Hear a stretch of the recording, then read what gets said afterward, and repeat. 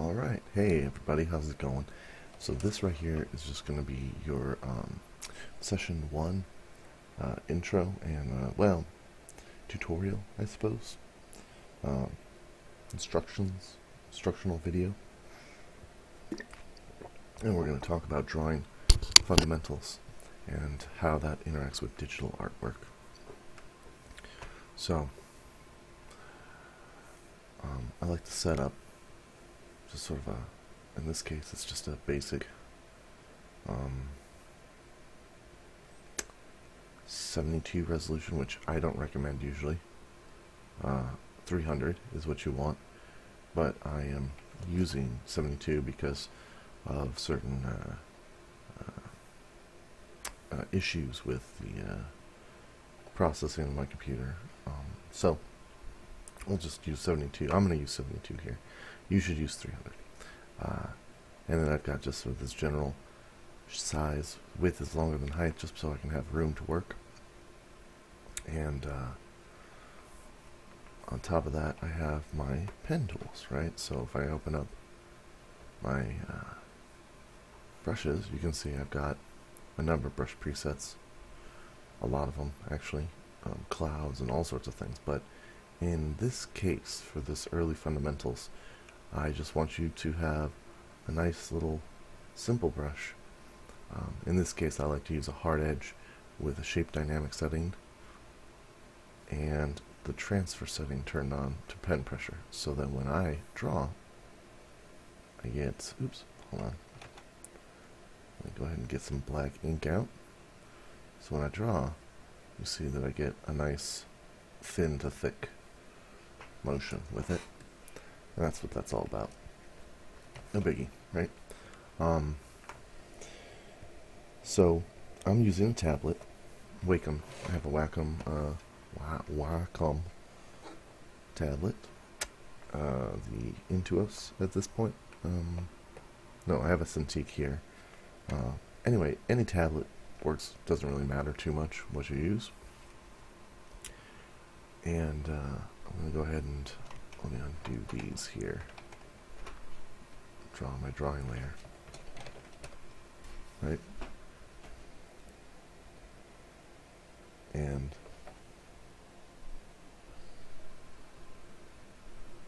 what we want to do is start off with some simple shape. So we're going to go ahead and practice form for line drawing with this simple brush. Now I actually have a similar sort of project over in my texture technique class, but the point here is that you want to develop a solid line that you can make. You can turn the page if you want to get a cross-hatching effect, but I don't think you need to. That's R key I hit, by the way. Go back to my brush. You can cross-hatch things, but this is how you're going to be able to manipulate your shapes and your shading. So our first step in this assignment is just going to be to create lots and lots and lots of little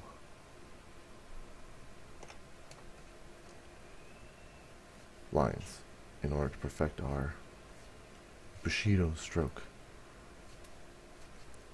And you don't want to necessarily build it so that it rotates.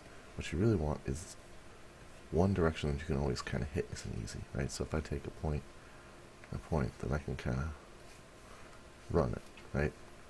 From point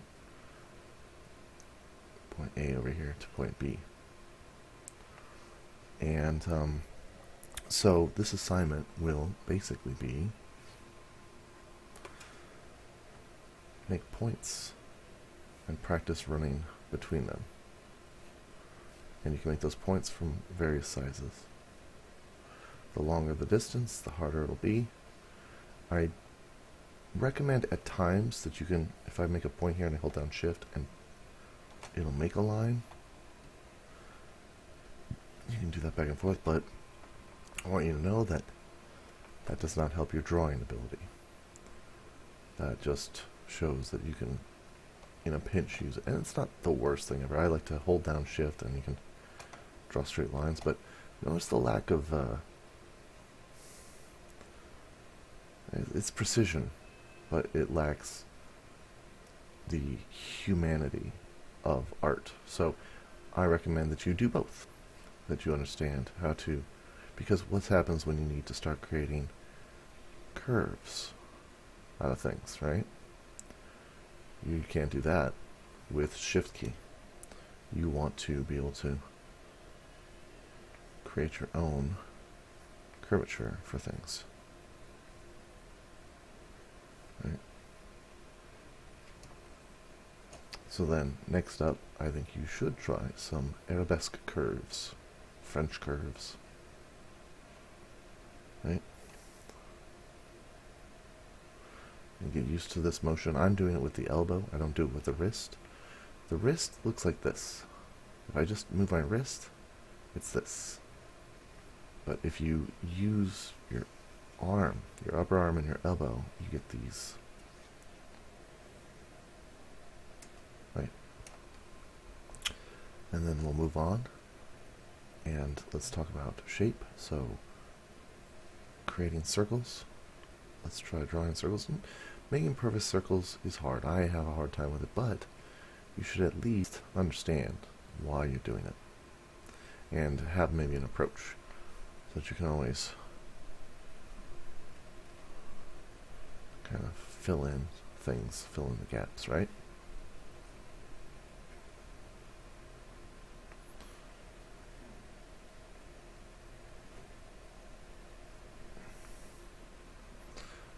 So once you start having an understanding of how to create curves and shapes, you can start to create simple form, right? Understanding that a cylinder works like this, which obviously this looks like garbage. I could stand to be better at my pure shapes, but that's why 3D exists, right? I tend to enjoy creating shape based off of form. Right.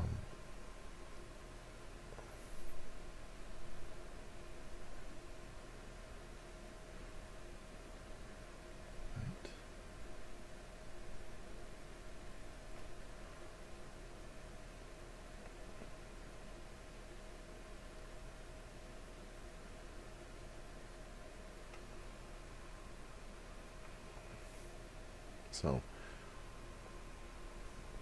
being able to kind of cut shapes into your surfaces, you know, for whatever purpose you need, that's what you kind of want to gain control over. How do you make shapes, right? So let's say I want to combine some of that aspect. Here's my shift key, right?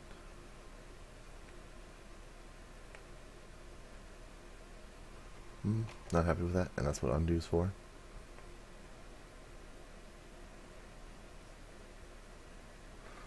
So let's try that again. Let's do it at a different angle.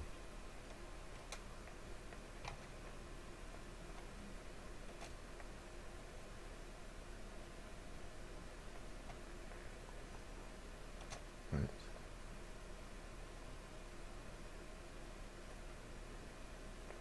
So it's just something to keep in mind that you are creating these shapes for a purpose.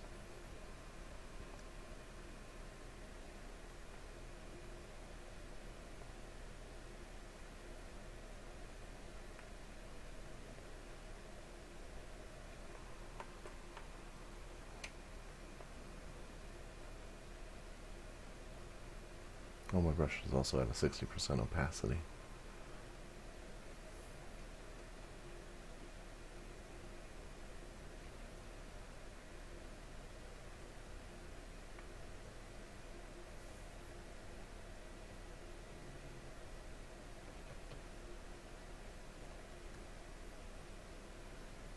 So, lines, fill up part of your page with lines.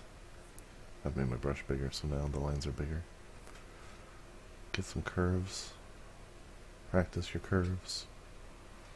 Fill up part of the page with curves. Start to build with forms, see what you can do with any shape. It doesn't have to be circles. I think you should try making circles, because again, circles rely on curves, which you can't force the computer to do for you. I could make a box, right? Oops. Right, and then clean it up and stuff, but I better get in there and add a little bit, otherwise you're making something that's very boring. Not that it doesn't have its place to have pristine lines, and sometimes it's worth it, but just know the difference, you know? Right. So I'm holding down shift for this.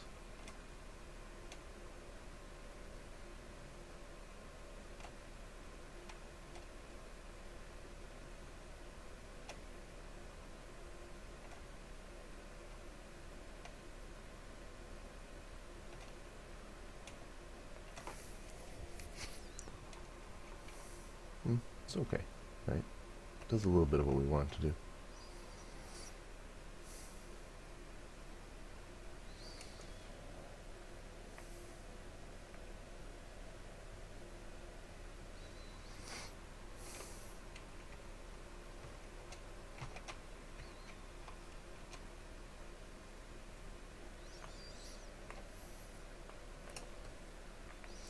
Alright, and that will be the first assignment, is the creation of lines, curves, and shape.